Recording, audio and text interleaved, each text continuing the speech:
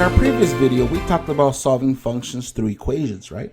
Now we're going to solve functions using just the graphs. So let's do a little recap here.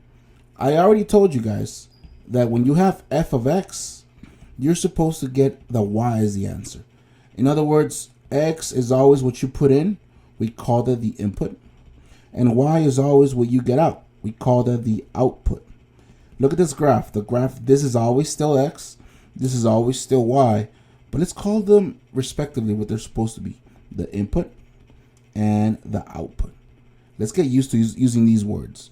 So look at the first one. F of -1. Well, guys, inside the parentheses, we always have the x. So when my x is -1, let's see, x is right there. What's going to be my y? Well, look at the graph. My graph is actually pointing right here. So what's my y when I touch that point?